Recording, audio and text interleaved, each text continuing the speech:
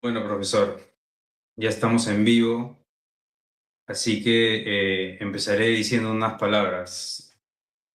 Ya, Muy adelante. buenas tardes a todos, amigos, amigas, compatriotas, personas de todo credo, raza y condición.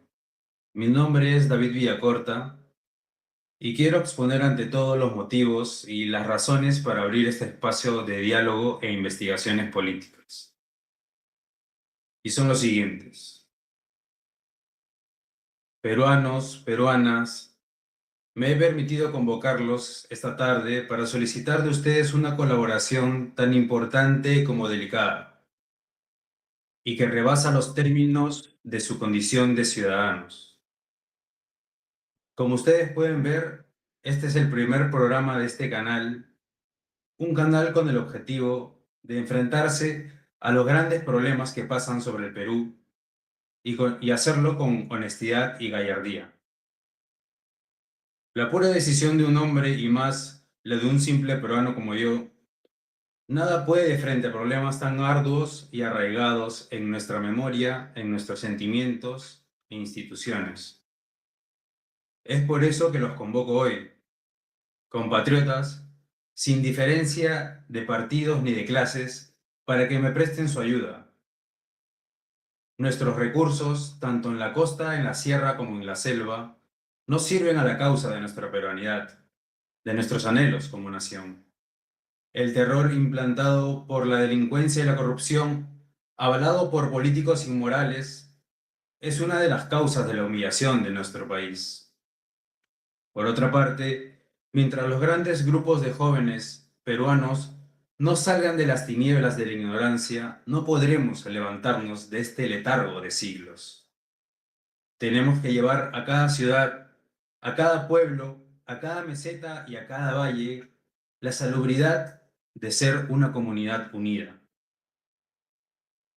Más que, más que una masa numeraria, ser una nación sustancial. El Perú carece de servicios básicos como agua, carreteras, educación y moralidad. El pueblo carece de peruanidad. Estos son los primeros temas a investigar de esta empresa que me he propuesto acometer. Contando como sé que cuento, con el amor y la inteligencia fervorosos de algunos buenos peruanos, es que los invito a que hagamos juntos un esfuerzo para salvar a nuestra nación. Se espera tanto de nosotros y tenemos tanto que hacer, que solamente haciéndonos la decisión de ir hasta el sacrificio, podremos cumplir con los anhelos de nuestro país, con los anhelos de nuestras familias, con los de nuestros hijos y con los hijos de nuestros hijos. Amigos peruanos, deposito en ustedes toda mi confianza para permitirnos soñar con un futuro para el Perú, un futuro grande y glorioso. A continuación, tenemos al primer entrevistado de este programa, una persona que busca, bajo principios, medios y fines, cambiar la realidad de nuestro país. Quiero presentarles a quien alguna vez tuve la oportunidad de tener como profesor en la Decana de América, la Universidad Nacional Mayor de San Marcos. Al profesor de la Universidad del Altiplano, el doctor Vicente Alacona. Buenas tardes, profesor. Muy buenas tardes, David.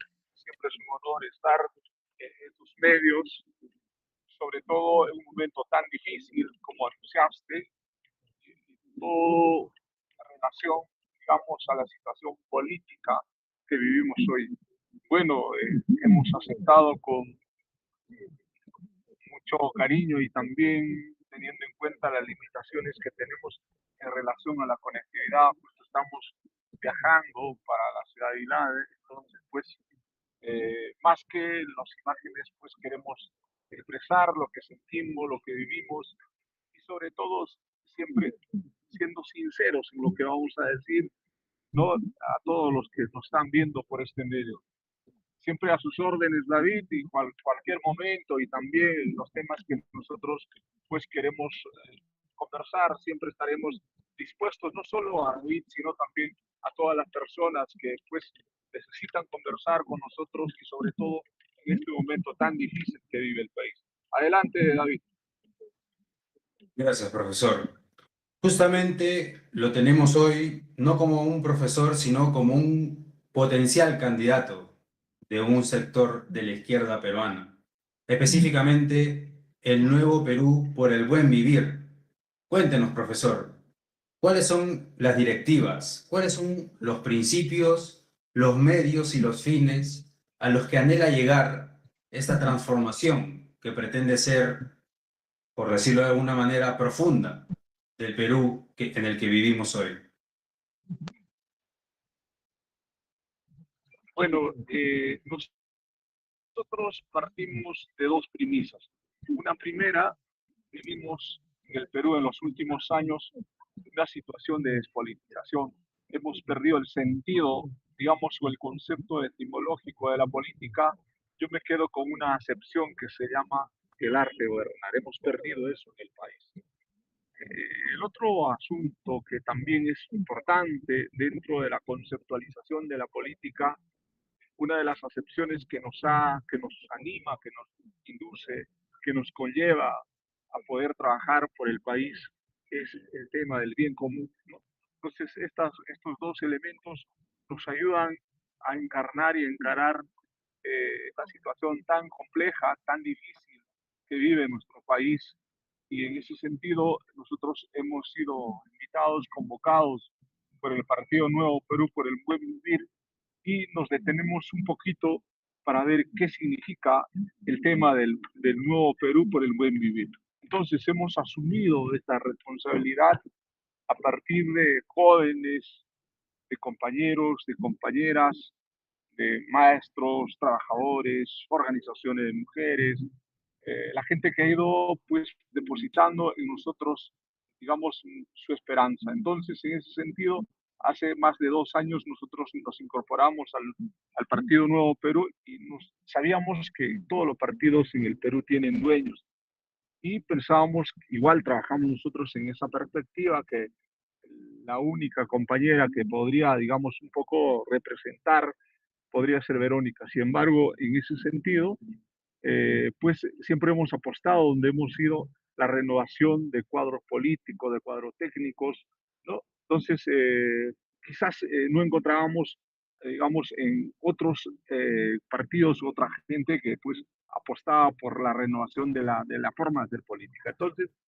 nosotros atentos a esto y a la propuesta de los compañeros, hemos estado caminando en este proceso. Ya se ha llevado 2 consejos nacionales. En el último consejo hemos sido aclamados como candidatos del Nuevo Perú. Estamos en este proceso, siempre con mucha humildad, con mucha paciencia y siempre llamando a la amplia unidad de todos los partidos que pues apuestan más que el partido, el país. Y ahí hemos dicho, nosotros no podemos ser caudillos ni tampoco pues ser indispensables en la forma de hacer política. Entonces, estamos en ese proceso tratando de llegar al corazón, al sentimiento, ¿no? Y a la esperanza que depositan pues muchas de nuestras organizaciones, no solo en el mundo aymara, vamos a decir, sino en todo el país. Hemos estado recorriendo algunas ciudades como Espinar, Arequipa, Lima, hemos estado en Cusco, en varias regiones, tratando de conversar con nuestros hermanos y hermanas que todavía sentimos que es posible refundar el Perú. Entonces, estamos en ese proceso, vamos a esperar hasta el último el tema de las alianzas. Si no es con partidos, será pues, y debe ser así como las organizaciones que apuestan para poder cambiar el país, salir de esta situación tan difícil que hoy por hoy estamos viviendo. Entonces, nosotros creemos en nuestros líderes, creemos en nuestras organizaciones, creemos en nuestros jóvenes, creemos en los pequeños empresarios, en los emprendimientos que se van dando, tanto a nivel de las provincias como a nivel de Lima, de todo el país, y también pensamos en nuestros hermanos y hermanas que están en el extranjero,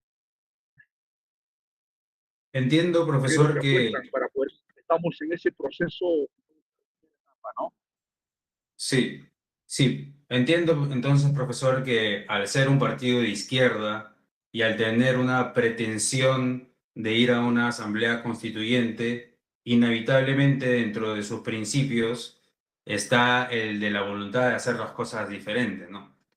En ese sentido, y recordando, ¿no?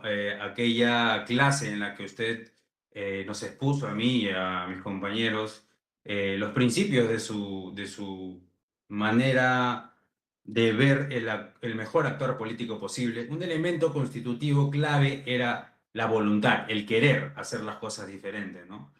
Pero en esta entrevista quisiera hacer énfasis en el otro punto que me parece Santo Tomás de Aquino estaría de acuerdo conmigo en decir que el otro punto clave para un buen actuar sería el intelecto, el cómo hacer las cosas, ¿no? Porque uno puede tener la voluntad de ser un buen padre, pero si agarras a palazos a tus hijos, entonces esa no es la manera, ¿no? Digamos que la forma es importante en ese aspecto. Entonces, el saber cómo hacer las cosas es tan relevante como el querer hacerlas, ¿no? En ese sentido, profesor, y yendo más allá de las alianzas, más allá de las especulaciones con Verónica Mendoza, Guillermo Bermejo, quisiera preguntarle desde su perspectiva sobre dos tipos de temas. Primero los urgentes y luego los necesarios. En los temas urgentes, profesor, con respecto a la inseguridad ciudadana, ¿estaría dispuesto a aplicar una política de mano dura o con qué estrategias cuenta su partido para combatir este problema endémico? Bueno, mire, yo soy un activista de derechos humanos, amo la vida. Sería fácil salir por la tangente de que hay que aplicar mano dura. Yo creo que tenemos que apostar por una cultura preventiva en tema de inseguridad. Yo creo que necesitamos, en primer lugar, una reorganización profunda, sistemática, en nuestro sistema de inteligencia en el país. Hemos dicho en varios momentos, no debe perder ni, o sea, no se debe perder ni una vida más en el país. Sin embargo, pues hemos estado viendo que así es constante. En los últimos años ha crecido fuertemente el tema de criminalidad, inclusive legitimado desde los espacios de poder. Entonces ahí nosotros necesitamos una reorganización sistemática profunda en el país. Estamos evaluando, inclusive no solo debe ser solo tarea de la Policía Nacional, sino también el ejército. No, obviamente no va a haber guerras, sino tenemos que empezar a trabajar de manera preventiva, ¿no? Y también el tema del sistema judicial tiene que trabajar, ser más efectivo en el sentido de que pues muchos criminales que han cometido pues están libres.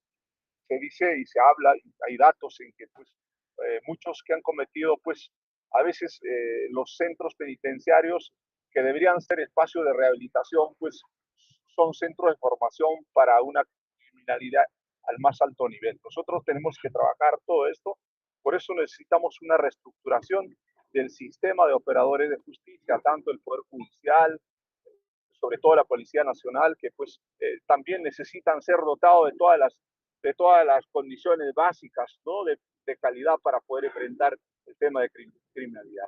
Yo creo Entonces, no consideraría necesario, disculpe que le interrumpa, que ¿no? A nivel de las regiones, cada región pues tiene una particularidad propia en la que pues debe claro, comprometerse como las el caso de autoridades Brian, sí.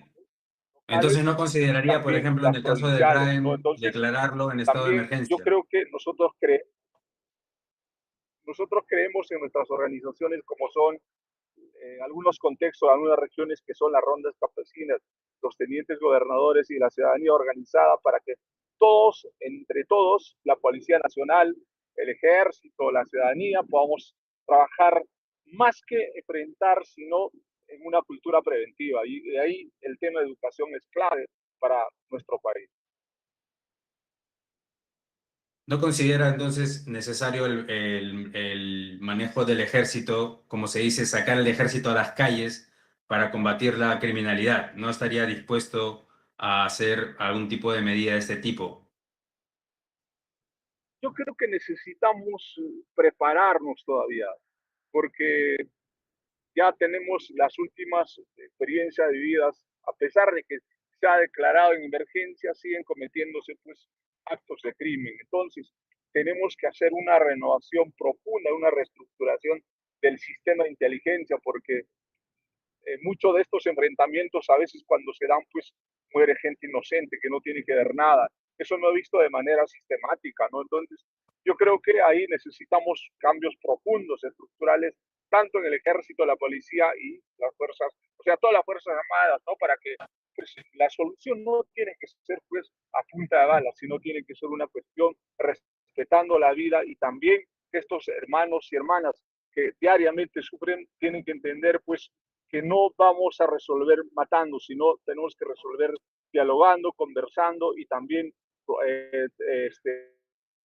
planteando estrategias de acuerdo al contexto, porque hay algunas, todavía algunos lugares, ciudades que todavía están libres de esto, sin embargo, pues en algunos son más. Entonces ahí tenemos que darle todos los elementos básicos para que nuestro ejército, nuestra policía, la ciudadanía, los ronderos que tenemos que enfrentar, sobre todo trabajar en una cultura preventiva. Profesor, y justamente hablando sobre ese tema, el segundo tema del que Aló. querría hablarle, ya que tenemos poco tiempo, el sistema de justicia. Es sabido que hay altas tasas de jueces y fiscales provisionales, es decir, jueces y fiscales sin un cargo titular y estable que proteja su independencia, estando desprovistos de armas ante las presiones de organizaciones criminales como de partidos políticos. ¿Cómo usted plantea resolver este problema en este elemento del sistema de justicia Bueno, en a ver, específico? en el Perú, el, bueno, en el Perú sabemos, hoy existen más de 43 partidos políticos, incluido el nuestro. También sabemos que la realidad pues no es como se piensa, ¿no? La misma presidenta dijo, uno no es el Perú. Vamos a decir a eso que en el Perú existen 55 pueblos originarios, 48 lenguas. Muchos lo ven esta diversidad cultural, ¿no? Como un obstáculo, como un problema. Nosotros vemos como una riqueza. En cada contexto regional, en base a su particularidad, es posible resolver estos problemas de justicia, ¿no? Los problemas de los operadores de justicia, que muchos de ellos han estado y están involucrados, pero también hay jueces o fiscales que están, pues, probos, que están dando su vida por el país. Yo creo que necesitamos también hacer unas grandes reformas ahí para que los peruanos, la ciudadanía, tanto de los 33 millones que vivimos en el país y los compañeros, hermanos que están en el extranjero, pues tienen que gozar, ¿no? De esta justicia que pues hoy por hoy pues se inclina, ¿no? Al lado del que tiene poder. Entonces, yo creo que necesitamos trabajar profundamente estos cambios estructurales y necesitamos también dotar de todas las condiciones, digamos, de legitimidad, ¿no? De legalidad y de protección a nuestros operadores de justicia. Y ahí, si nosotros encontramos algún hecho de corrupción, alguna situación que tiene que ver con la credibilidad de estas instituciones, debían ser inclusive pues, despojados de sus grados, porque ellos han pasado por una universidad, tuvieron una formación académica a nivel de maestría, doctorado, inclusive altas especializaciones con recursos del Estado. Por lo tanto, nosotros no queremos jueces y fiscales corruptos, ningún operador de justicia. Además, también necesitamos que los ciudadanos crean y acepten y legitimen sus roles, ¿no? La independencia de poderes, porque pues ahora, como en las canciones se dice, hay justicia para los que no tienen plata. Entonces, creo que es un trabajo que se tiene que hacer, ¿no? Progresivamente y teniendo en cuenta, digamos, la potencialidad que todavía tienen estas instituciones, porque conozco algunos jueces fiscales, como reitero, pues tienen esta capacidad de poder enfrentar y dirigir el sistema de justicia. Pero sin embargo, pues los jueces o fiscales que están involucrados en corrupción o los policías o cualquier operador del sistema de justicia debería dar un paso al costado y pues ser sancionado, ¿no? Ejemplarmente para que pues el Perú sea libre de corrupción y de injusticia. Bueno, profesor, pasando a otro tema rápidamente. Otro de los grandes flagelos que tiene el Perú, que ha sido eh, poco atractivo para las campañas presidenciales últimamente y que considero relevante mencionar, es la anemia infantil, ¿no? A ese respecto, la encuesta demográfica y de salud familiar y la Organización Mundial de la Salud informan que en niños menores de 3 años en nuestro país el 44% padece anemia y en Puno los estándares sobre estas cifras llegan hasta 50 e incluso hasta 70% en algunas mediciones. ¿Cómo el Nuevo Perú por el Buen Vivir plantea este tipo de problemáticas? ¿Qué políticas públicas son capaces de promover en este tipo de ámbitos? Bueno, mire, en el tema de los programas sociales que, pues bajo el nombre de los niños, bajo el nombre de los desprotegidos, se ha traficado. Nosotros, cuando tuvimos la participación en un gobierno local, dijimos los programas sociales deberían de ser replanteadas en la forma, digamos, como dotan de productos que pues a veces no sabemos de qué calidad es y pues sabemos, mire, como los últimos meses el programa Caliguarma y otros que ahora que han cambiado de nombre, pues han traficado con la salud de la población. Y creo que ahí tenemos que dar, digamos, potencialidad a nuestra agricultura familiar, que todavía existe en la sierra, en los Andes y en parte de la costa que tengamos alimentos orgánicos, por ejemplo, el tema de la quinoa, ¿no? Las habas y todos los productos que tienen que ver con el tema de anemia, ¿no? Entonces, tenemos que fortalecer estas pequeñas economías familiares en las que los programas sociales, pues, tienen que ser, pues, dotados de este tipo de alimentos que podamos combatir. Entonces, el tema de la agricultura se ha abandonado totalmente, igual el tema de alimentación. Seguramente en este proceso que nos toca, digamos, trabajar, vamos a fortalecer, estamos planteando una segunda reforma agraria, no solo discursos, sino tiene que ser con cosas coherentes y prácticas, ¿no? A partir de que, pues, los grandes, las grandes multinacionales o los grandes, digamos, importadores, ¿no?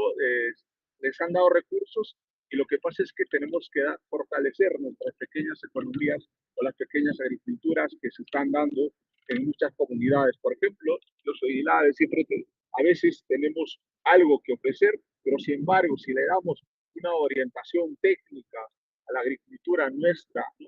Para que los programas sociales tengan que adquirir productos, ¿no? De nuestros productores, no productos de dudosa procedencia que al final pues afecta y no se resuelve el problema en el país. Igual el tema, digamos, de los procesos administrativos que se tiene, el tema de licitaciones, pues siempre no se lleva, digamos, la ganancia de estas empresas. Tenemos que fortalecer, digamos, ahí a los gobiernos locales, igual al gobierno regional, para que desde el Estado, desde el gobierno, nosotros podamos darle protección y también un Entiendo. control ciudadano. Que, digamos, Claro. los beneficiarios sean parte de los productos, pero con una orientación o técnica, ¿no? Que tiene que ver con el tema de la buena salud de nuestra población del país.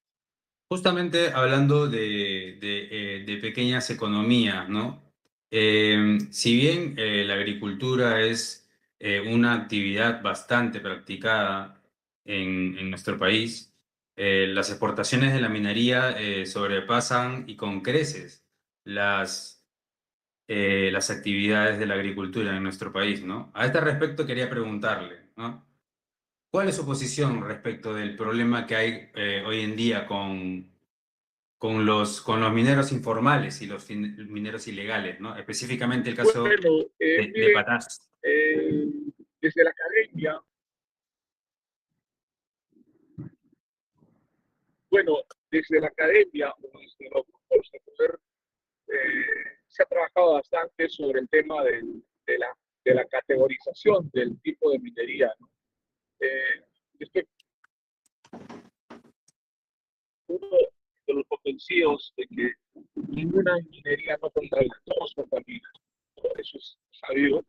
Sin embargo, lo que tenemos que hacer es un reordenamiento de nuestros territorios, porque tenemos que garantizar la vida de nuestras futuras generaciones. Ahí tenemos que trabajar en el tema de revisar estas concesiones que se han dado, ¿no?, bajo ciertas sombras que no se han aclarado.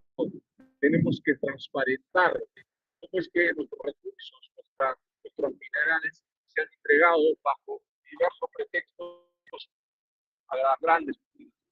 No estamos diciendo que no nos vamos a quitar, sino que tiene que haber, digamos, una revisión transparente para que el Estado peruano o la sociedad peruana reconozca, acepte, ¿no?, las condiciones por las que pues, somos entregas.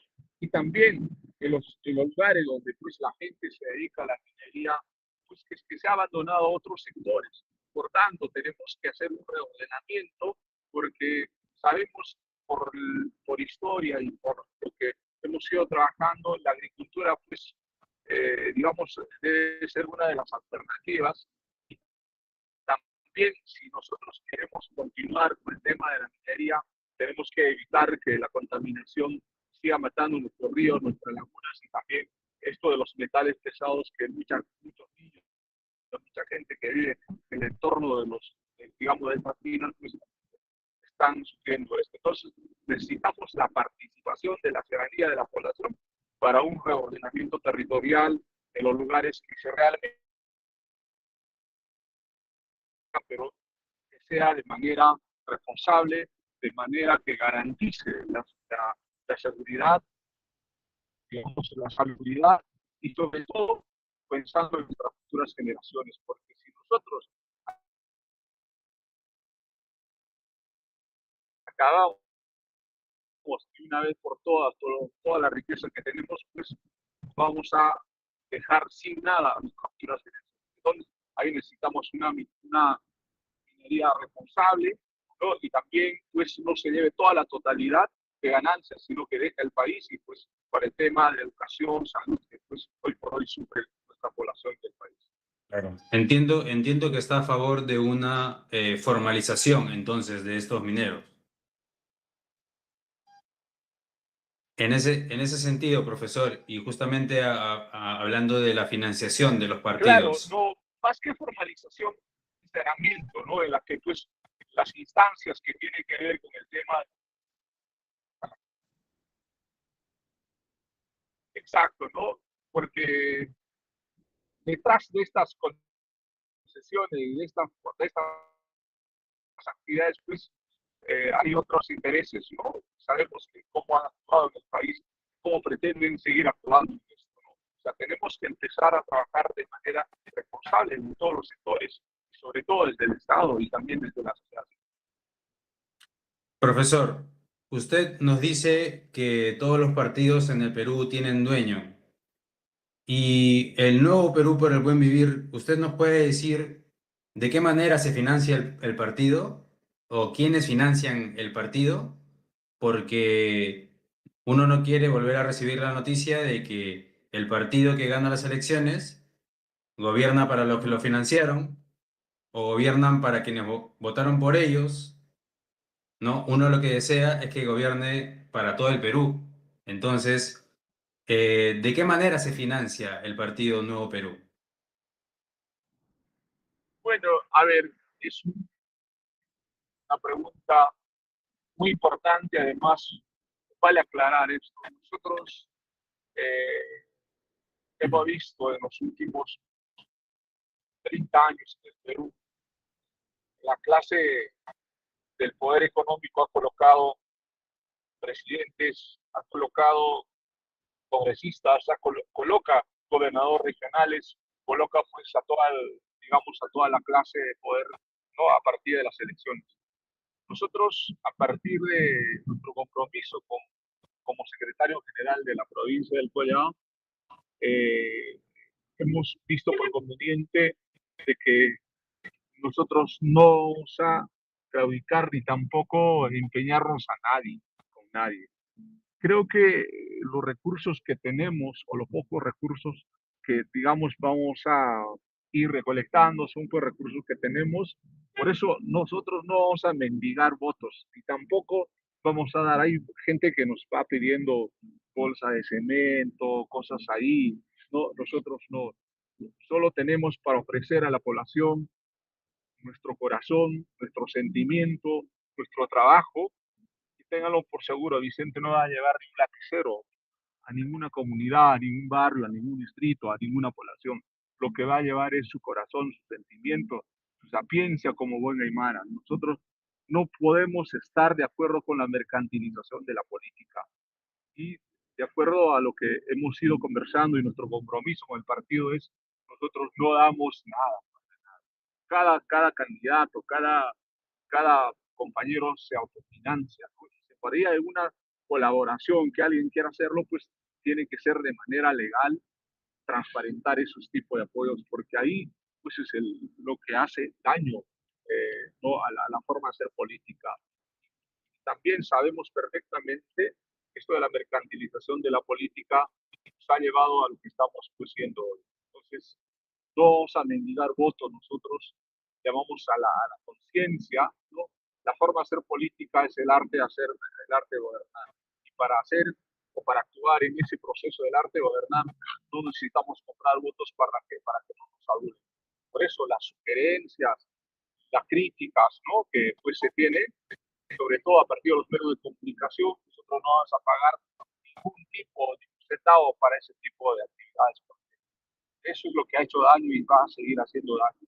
Seguramente van a ver ustedes cómo nos vamos a mover, nos estamos moviendo con lo poco que tenemos, ¿no? Como centro universitario, ingresos y algunas actividades extra que hacemos. Entonces, ahí todas las actividades que venimos haciendo son autofinanciados, están organizando algunas rifas para poder movilizarnos. Pero, sin embargo, llamamos a nuestra población del país, a las regiones de Tumbes, de Tacna, desde la Amazonía, de la costa, tenemos que estas elecciones del 26 tienen que ser un voto de conciencia, no podemos mendigar votos, no a partir de un lapicero y llavero, sino tenemos que empezar a ejercer nuestro derecho de elección como debe ser y también exigir, porque al final plata que entrega un candidato, plata que roba, y eso no pasa en nuestra mentalidad ni en no es nuestra práctica como aymara, como lareño,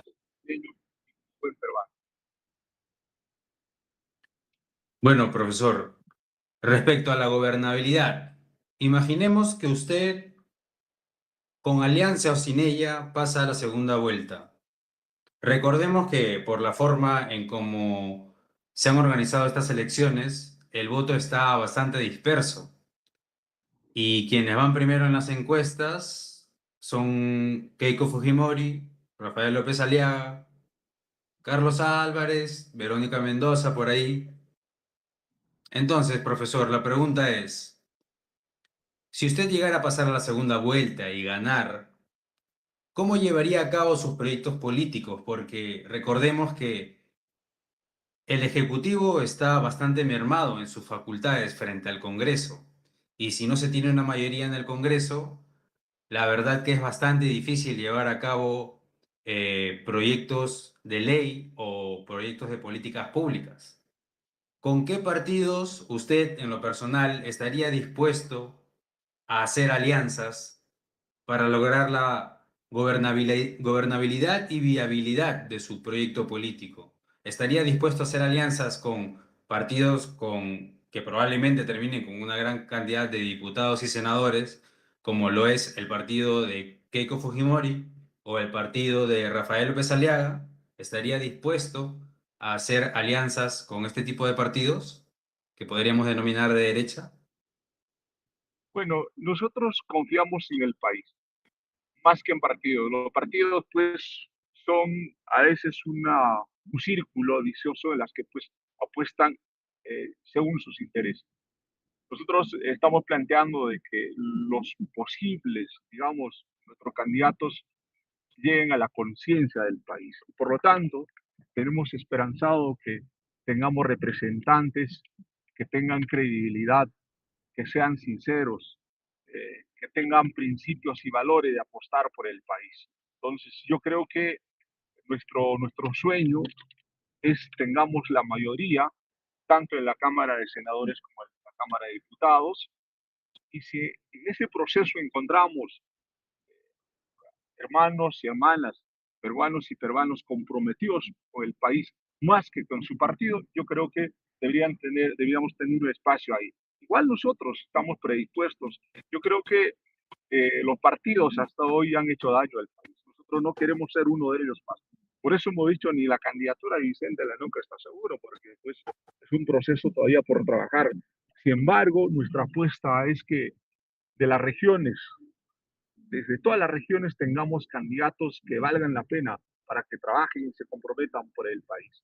Y creo que ese es nuestro sueño, porque hemos dicho bien claro, nosotros no vamos a negociar con criminales y con corruptos. Ese es nuestro principio, porque no podemos endosar, no podemos empeñar, ¿no?, bajo intereses de caudillos, no de los partidos, sino bajo el interés de nuestra patria, que pues está llamado a mejores destinos. Y creo que hay esperanza en los peruanos y peruanas que creemos que se puede hacer de otra manera la política en el país y poder salir de esta situación tan compleja. Entonces, ahí llamamos a todos los peruanos y peruanas en las urnas el 12 de abril del próximo año, tengamos que decidir por gente que sienta, se encariñe, encare y encarne la, como un verdadero peruano los problemas que hay que resolver entre todas y todas.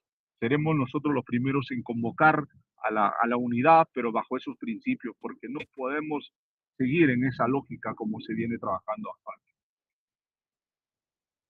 Doctor, lo he escuchado mencionar en otras entrevistas que, por supuesto, el principio de la vida en una comunidad es fundamental, haciendo referencia a la responsabilidad de Dina Boluarte por las muertes en las protestas que todos ya conocemos.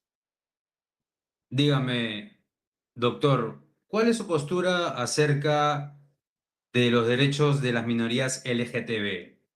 ¿Y estaría de acuerdo en la interrupción voluntaria de la gestación de la mujer?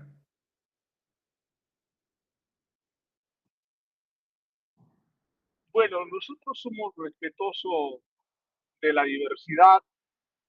Eh, yo creo que hay que conversar, dialogar estos espacios a partir de los problemas que tenemos. Todavía para muchos pueblos sigue siendo un tabú ese problema, ¿no? Pero sin embargo, nosotros seremos amplios de poder conversar, ¿no?, en la forma, pues, como nos plantea, digamos, resolver los problemas en el país.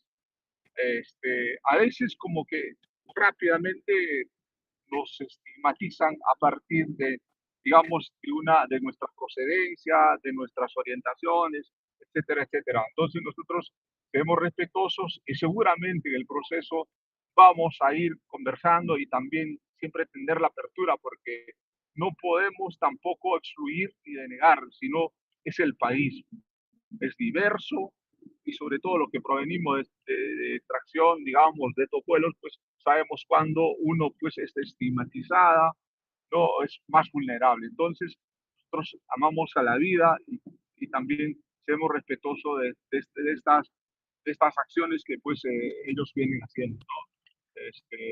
Bueno, es un proceso por trabajar, ¿no? Porque, claro, no es que sea menos ni más, sino también son seres humanos que son parte de nuestro país, ¿no?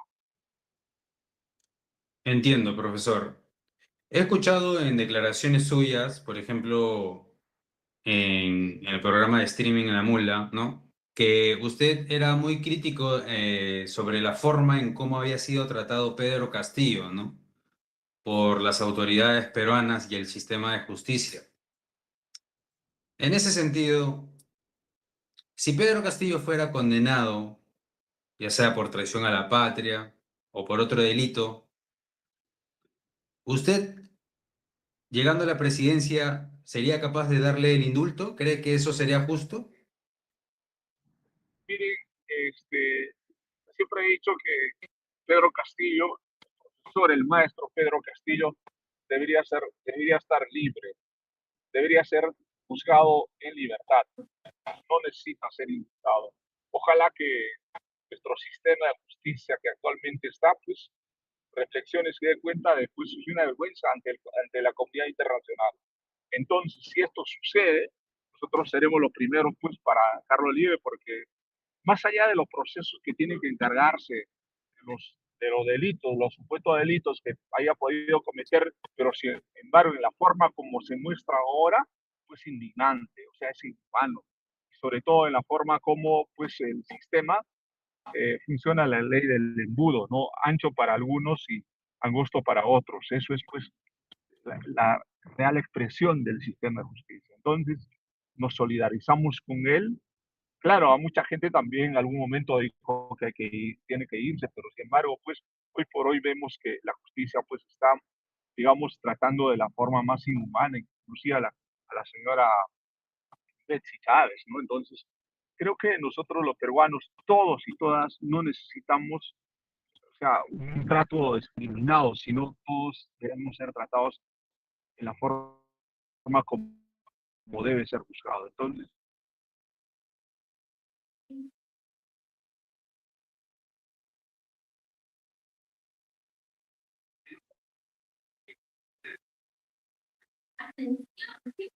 son tratos inhumanos que hoy vienen empezando como para escarmentar que, pues,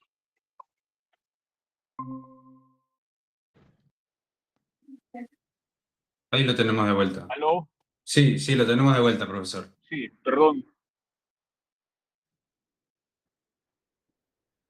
Bueno, entonces, sin duda, ¿no? Debería ser invitado, ¿no? Cualquiera sea el presidente, debería dejarlo suelto, digamos, por, por esta situación tan vergonzante que está pasando. Entiendo, profesor. Siendo reconocido por usted que tiene un partido que busca hacer las cosas de manera diferente, ¿no? Y estando tan cerca de culminar el periodo en el cual los partidos pueden hacer alianzas, ¿por qué hacer alianzas con partidos vinculados, por ejemplo, a Duberlí Rodríguez, ¿no? Investigado por ser parte de los Cuellos Blancos, o Guillermo Bermejo, investigado por apología al terrorismo. ¿Qué nos podría usted decir para garantizarnos de que no sea un símil, un análogo de lo que pasó con el señor Pedro Castillo, ¿no? Que también iba acompañado de figuras como Gregorio Santos, Verónica Mendoza y los hermanos Cerrón? ¿Cómo podríamos diferenciarlo a usted de manera nítida y tajante de un Castillo 2.0? Bueno, yo creo que nosotros nos diferenciamos, pero es Castillo, Castillo, no Dios haga, ¿no? Pero, y además, soy respetuoso de las instancias de nuestro partido, de las que he ido trabajando, digamos, el tema de la alianza, en el sentido de que, pues, de hecho que todavía es un proceso por trabajar en el Perú, el tema de partidos. Mire, en ninguna parte del mundo, pues, hay 43 partidos para un proceso electoral como es en el país, ¿no? Entonces, la derecha o la gente del otro lado se organiza, ¿no? Apostando por 3 o 4 partidos, pero también como hemos vivido un proceso de despolitización, pues la gente o la población ya no cree en los partidos, sino cree en las personas. Entonces nosotros, como es nuestra práctica, creemos en la presunción de la inocencia de estos hermanos y hermanas que están conversando con nuestro partido y seguramente el proceso se va a ir, digamos, aclarando, pues el Poder Judicial o las responsabilidades que puedan, digamos, ser juzgados, condenados, pues tendrán que asumir también, pero sin embargo, nosotros confiamos en las personas de buena fe para que pues podamos, si hay una apuesta por querer reventar el país, por querer trabajar por el país, ¿no? Entonces, se comprometen en eso en buena hora, ¿no? Tipo de hechos que pues están, pues tendrán que asumir su responsabilidad, ¿no? Sin embargo, todavía tenemos la diferencia de todos y todas, ¿no? Porque pues, no podemos reflexionar antes de eso y ojalá que esto se aclare tarde o temprano. Nosotros hoy vamos a esperar hasta el último momento el tema de las alianzas, no solo con partidos, sino sobre todo con organizaciones, ¿no?, más representativas que tenemos a nivel nacional. Entiendo, profesor. Y para culminar, para con sus hermanos aymaras, ¿qué tipo de políticas tiene en mente para beneficiar de alguna manera a a estas naciones, ¿no? Que están conformadas por millones de personas y que no han sido tomadas en cuenta en los últimos años ni en la representación política? En la representación política no han sido tomadas en cuenta. ¿Ha pensado, por ejemplo, tal vez en cuotas parlamentarias o qué otro mecanismo utilizaría usted?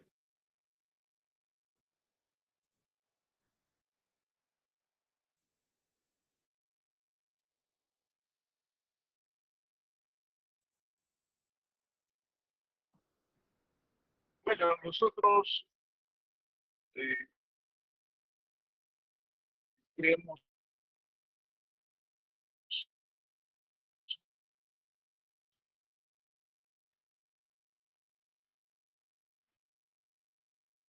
en los principios y valores colectivos. Hoy representamos a una zona, a una cultura, a una región.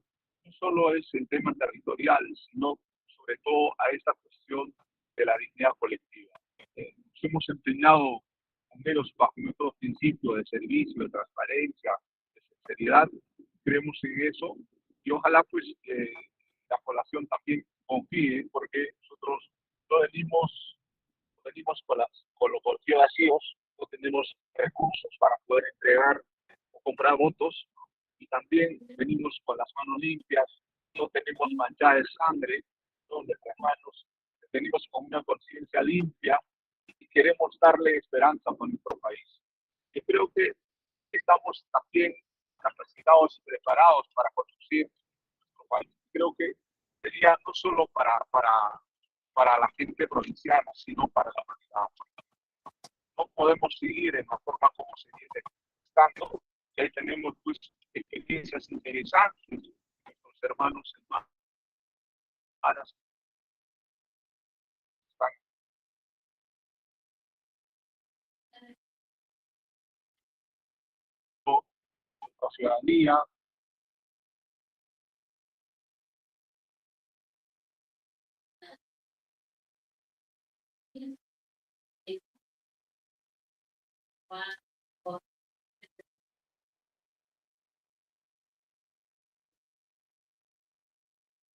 ¿Lo perdimos al profe? Si no, podría apagar la cámara también.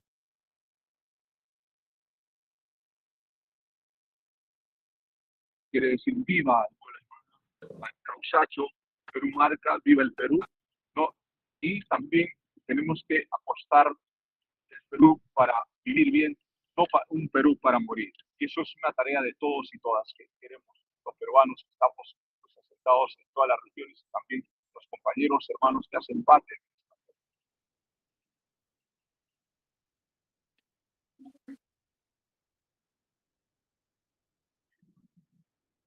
Sí, profesor, ¿me escucha ahí? ¿No? Y ya. Bueno, yo quiero despedirme saludándote aquí, David, y también Marcelo, por este espacio. Ojalá, mire, mil disculpas en la forma de estoy viajando de uno hasta Irade, a la comunidad, en una combi. Mil Lo disculpas a los entendemos. compañeros que están conmigo. Sí, adelante aquí, ¿no? A los compañeros nos han dado este espacio. La vida es así. Nosotros nosotros no caminamos, ¿no? O nadie nos llega, sino estamos al lado del pueblo y ese es nuestro caminar. Nunca vamos a cambiar, digamos, nuestra forma de ser, sino tenemos que ser empáticos con lo que pues, hace el pueblo, nuestra ciudadanía, que hace patria. Justo acaba de conversar con un taxista, me decía, nomás nosotros es bonos, enséñanos a trabajar, danos una oportunidad, que haya justicia, que haya seguridad, que también que haya educación. Eso es lo que queremos y lo que demanda nuestra población. Por eso yo les agradezco profundamente, jóvenes como ustedes, no generen este tipo de espacios para que sea realmente un espacio transparente, ¿no? Y además un espacio plural para todos, porque también hay que escuchar las voces de otros, pero siempre en el marco del respeto. Nosotros nos respetamos a todos y todas, sobre todo amamos a la vida como un buen caje, como una, como un buen aymara. Entonces, un fuerte abrazo a todos ustedes. Será hasta otra oportunidad. Un fuerte abrazo, profesor, y esperemos poder entrevistarlo en persona cuando venga a Lima muy pronto y tener la oportunidad de seguirlo, ¿no? En esta aventura electoral. Muchas Bien, gracias. un fuerte abrazo, David. Saludos, saludos a la decana de América, a la San Marcos. Muchas gracias. Hasta pronto. Muchas gracias, profesor. Y bueno, este ha sido el candidato por el Nuevo Perú, por el Buen Vivir, ¿no? El partido en el cual Verónica Mendoza desiste de continuar en su candidatura a la presidencia y aún está por decidirse definitivamente, ¿no? Si no me equivoco, hasta el 8 de agosto se verán la definición de las alianzas para enfrentar a los demás partidos en estas elecciones. Así que eso fue todo esta noche, mis queridos amigos. Pedirles que nos apoyen a través de sus yapes y plines y así poder tomar en cuenta sus ideas para seguir desarrollando este canal en pos de una mejor ciudadanía, de un mejor futuro para nuestra patria. Desde el fondo de mi corazón y gracias al editor Marcelo Sotomayor, les enviamos un fuerte abrazo y que tengan muy buenas noches.